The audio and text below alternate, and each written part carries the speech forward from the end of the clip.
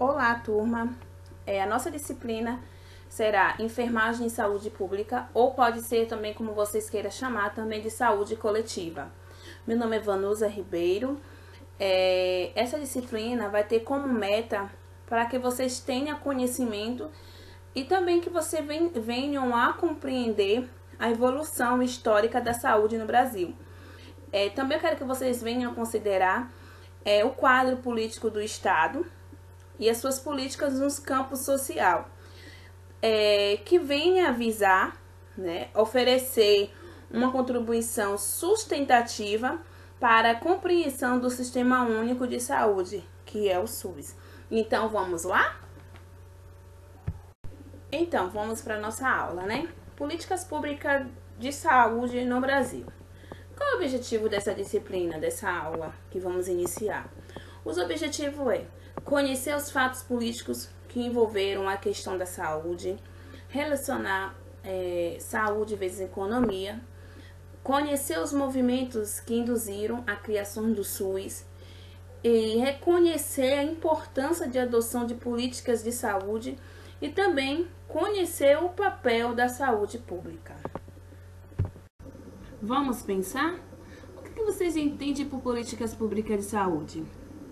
Essa é uma pergunta que eu vou deixar para vocês responderem e vocês vão mandar essas respostas para o meu e-mail, que depois eu vou deixar disponibilizado para vocês, ok? Enquanto vocês vão responder lá, vão tirar um tempinho para poder responder, vamos dar continuidade. Que tal a gente começar a refletir, o que é saúde pública? Então, em português, a palavra política envolve tanto as dimensões do poder quanto as diretrizes, que são os legislativos e o executivo.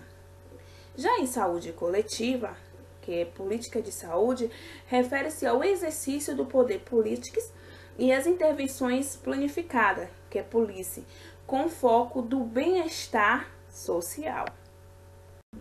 República Velha, 1889 a 1930. Vamos entender um pouco sobre o contexto histórico que levou o Brasil às ideias positivas e republicanas. A partir de 15 de novembro de 1889, o Brasil ele adotou um modelo republicano como uma forma de governo.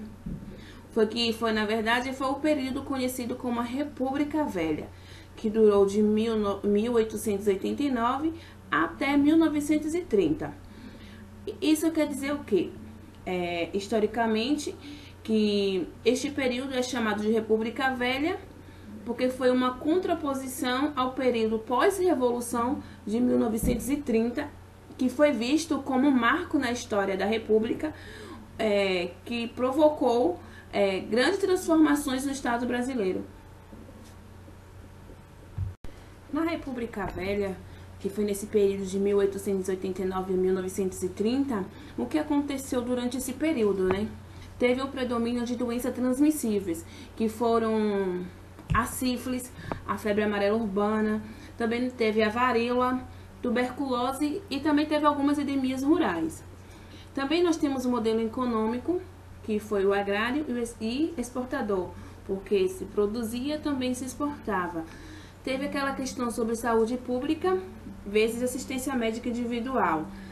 Teve prestação de serviços médicos ao afiliado da Caixa das Aposentadorias e Pensões, que foi em 1923, que então foi criada a Lei Lois Chaves. Também teve os ferroviários, os portuários e marítimos. Oswaldo Cruz, Revolta da Vacina. A revolta da vacina foi uma rebelião popular contra a vacina anti-varíola, ocorrida no Rio de Janeiro em novembro de 1904. A revolta da vacina foi justamente isso, o controle da varíola.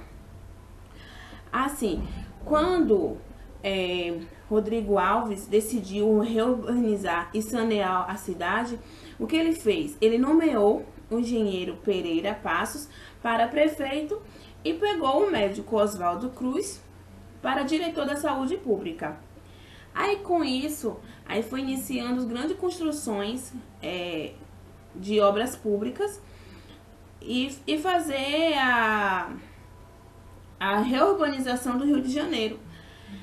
E com essas construções, ele fez o alargamento das ruas e avenidas e foi em combate às doenças.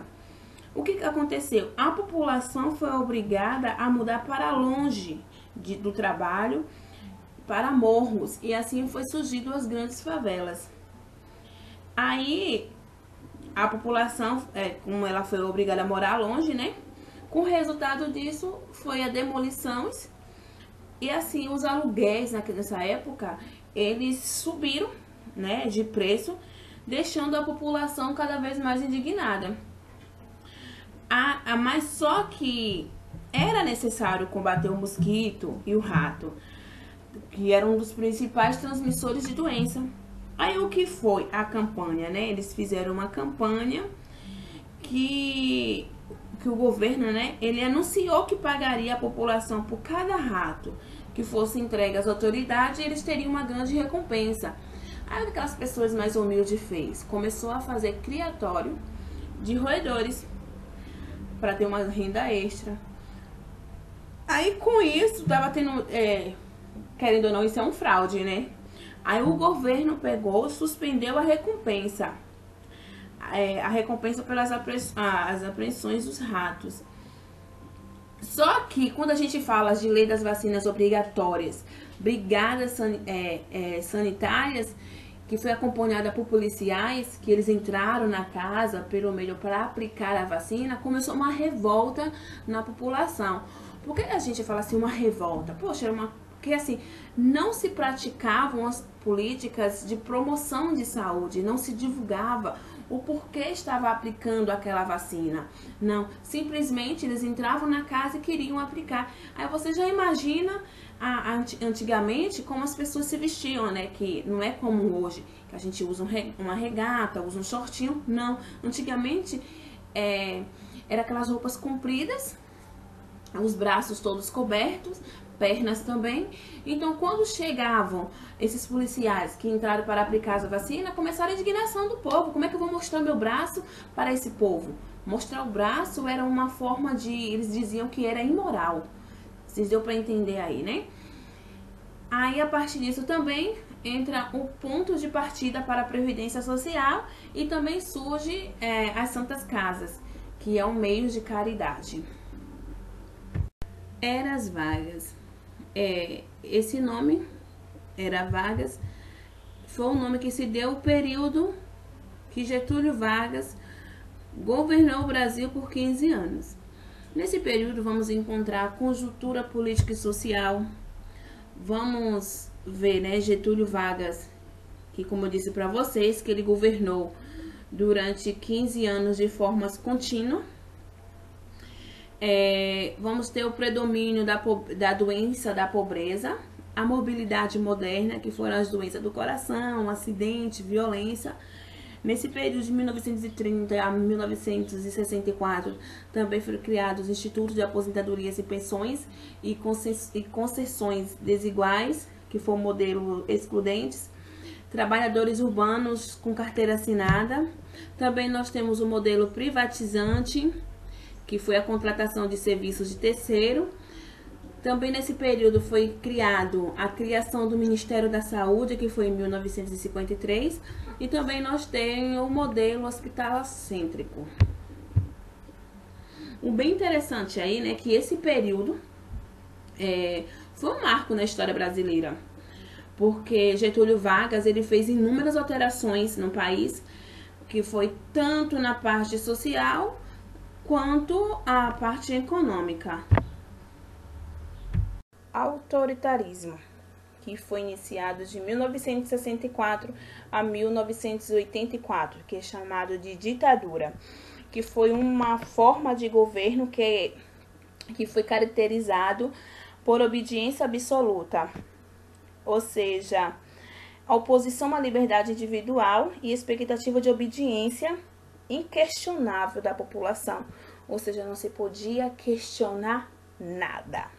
Na ditadura, encontramos o Instituto Nacional de Previdência Social, 1967, um modelo centralizado, Também nós temos estímulo de criação de empresa privada, que chamamos de medicina de grupo, e financiamento a fundo perdido.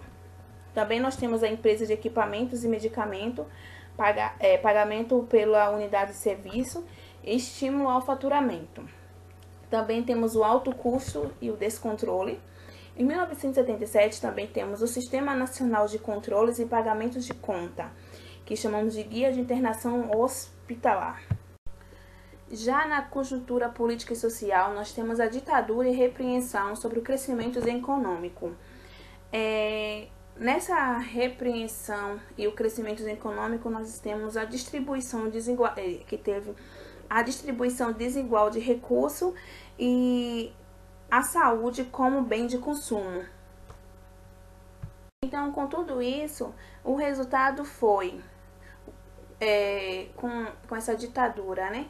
Teve o aumento da insatisfação popular, teve poucas verbas, o sistema ficou falido, a medicina ficou cara, aí teve a incapacidade de resolver os problemas de saúde coletiva, aí o povo começou a gritar, fora ditadura, que é onde teve todo esse movimento, né? Fora ditadura, que o povo já não aguentava mais. Nova República.